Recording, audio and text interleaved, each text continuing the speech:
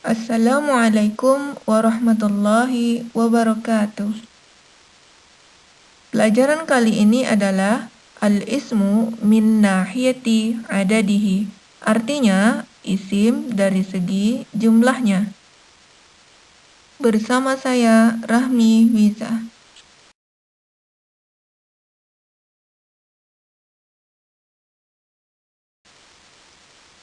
Al-ismu min nahiyati adadihi atau dapat diartikan isim dari segi jumlah bendanya, yaitu mufrad, musanna, dan jama'.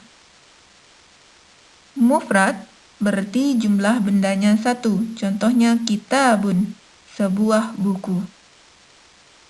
Musanna artinya jumlah bendanya dua, contohnya kitabani, artinya dua buah buku. Sedangkan jamak merupakan benda yang lebih dari dua, tiga ke atas, contohnya kutubun, artinya tiga buah buku. Untuk lebih memahami perbedaan antara mufrad, musanna, dan jamak, mari kita lihat tabel berikut. Mufrad merupakan isim yang berjumlah satu.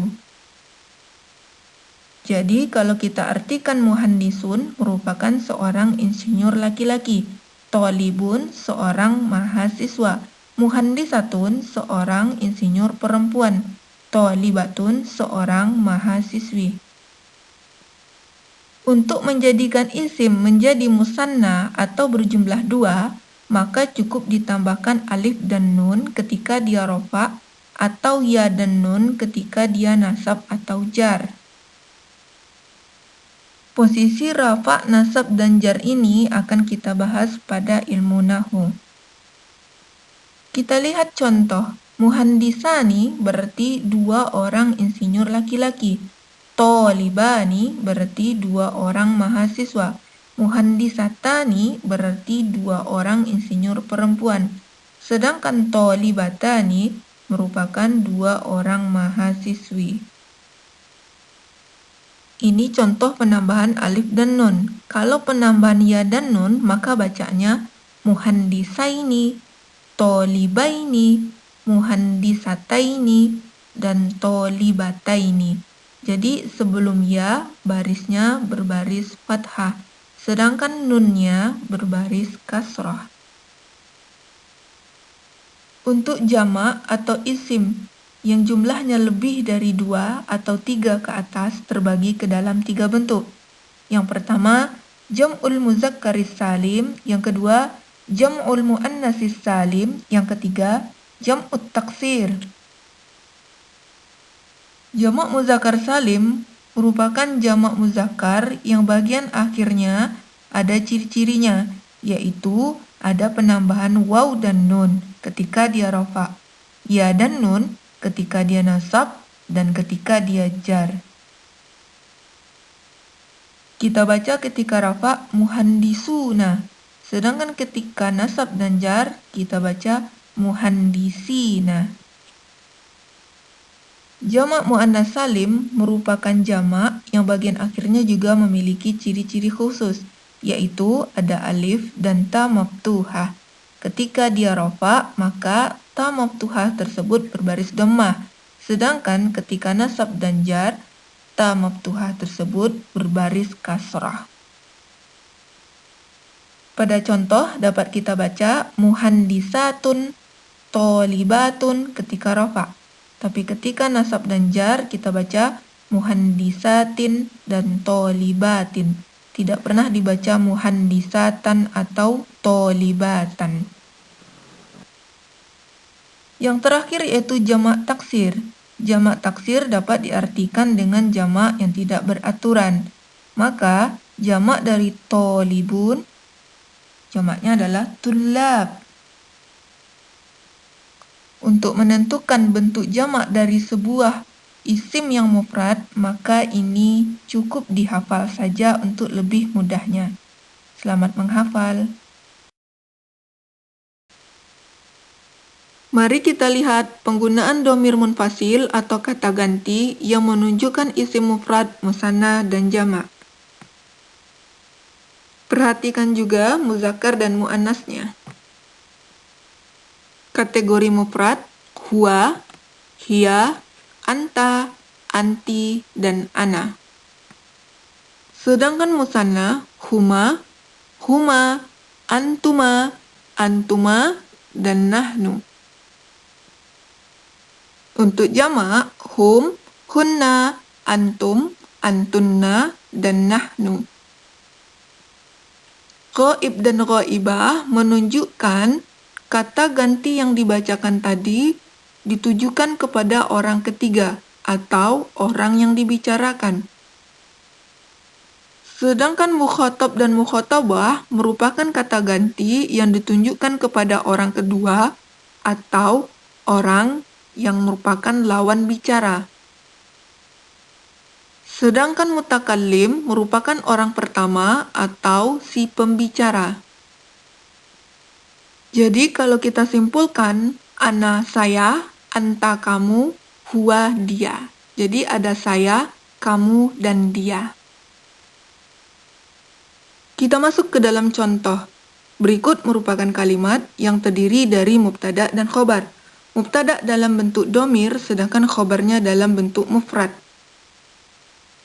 Pengertian mubtada dan khobar sudah kita bahas pada ilmu nahu, pada video sebelumnya. Huwa talibun artinya dia seorang mahasiswa. Huma talibani artinya mereka berdua dua orang mahasiswa. Hum tullabun artinya mereka semua beberapa orang mahasiswa. Ini penggunaan untuk yang muzakkar. Sedangkan yang untuk mu'annas adalah hiya talibatun, dia seorang mahasiswi. Huma talibatani, mereka berdua dua orang mahasiswi. Hunna talibatun, mereka semua beberapa orang mahasiswi. Contoh lain dapat kita lihat pada asmaul isyarah atau beberapa kata tunjuk. Kata tunjuk terbagi kepada dua. Ada lil qorib menunjukkan benda yang dekat diartikan dengan ini, ada lil ba'id menunjukkan benda yang jauh diartikan dengan itu. Perhatikan contoh berikut. Hadza talibun artinya ini seorang mahasiswa.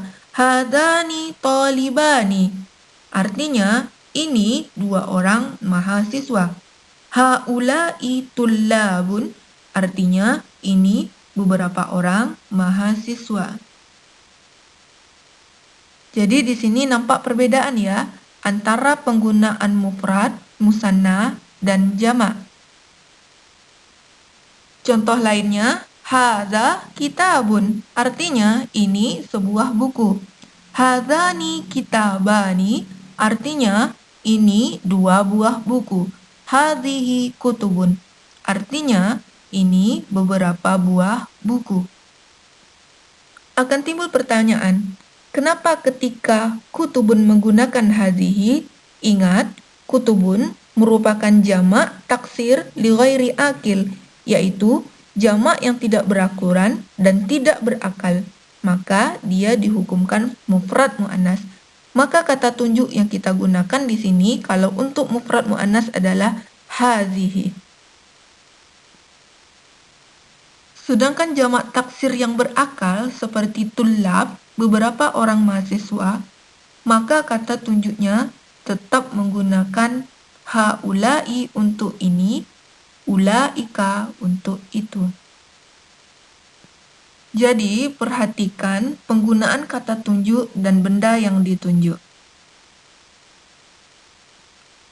Kalau bendanya muzakkar, maka gunakan kata tunjuk seperti hadza, hadzani, haula'i, dzalika, dzanika, ulaika.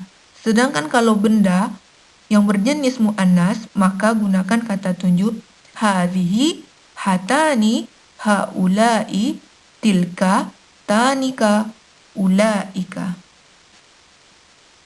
Dan juga harus diperhatikan apakah benda tersebut mufrad, musanna, atau jamak. At-tadrib, latihan. Perintahnya adalah Masukkan kata-kata berikut apakah dia kategori mufrad, musanna, dan jamak. Kemudian isilah bentuk bagian yang kosong apakah itu bentuknya mufrad, musanna, atau jamak.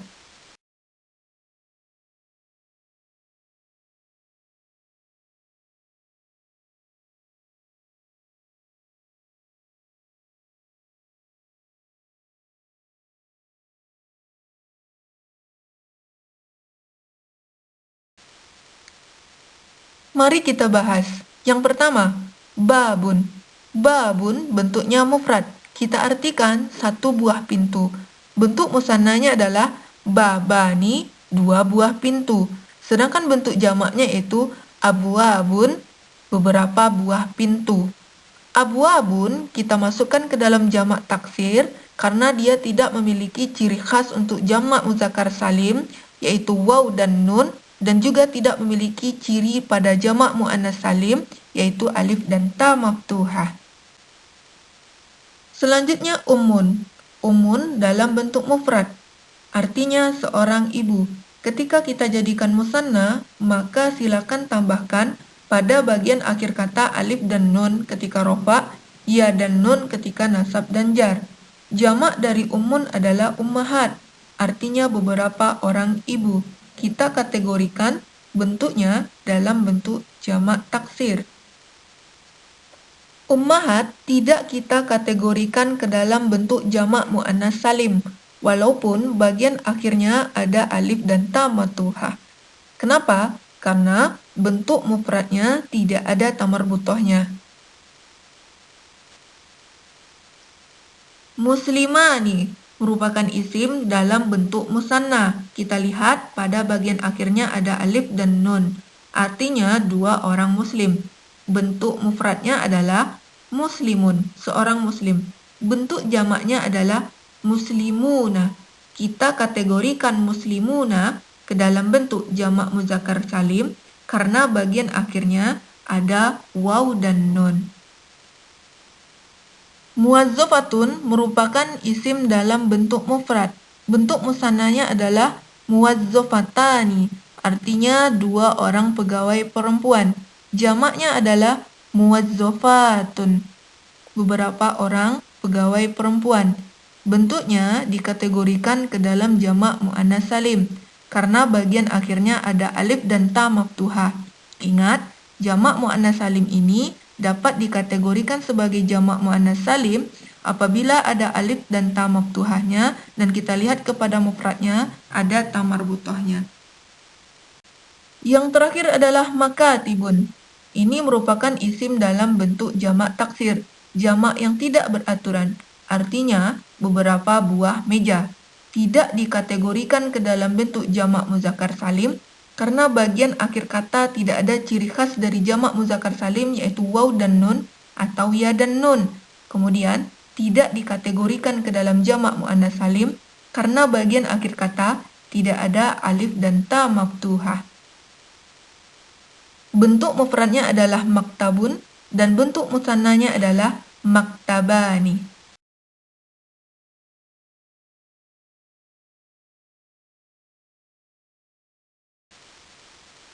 Kesimpulan kita pada pelajaran kali ini adalah isim dari segi jumlah benda ada 3. Yang pertama, mufrad. Mufrad merupakan isim yang berjumlah 1. Musanna merupakan isim yang berjumlah 2. Jamak merupakan isim yang berjumlah lebih dari 2 atau 3 ke atas. Jamak terbagi lagi ke dalam 3 bentuk, yaitu jamak muzakkar salim, jamak muannas salim, dan jamak taksir. Pelajaran yang satu dengan yang lainnya dalam bahasa Arab saling berkaitan. Jadi, jangan melewati pelajaran yang lainnya. Syukron. Assalamualaikum warahmatullahi wabarakatuh.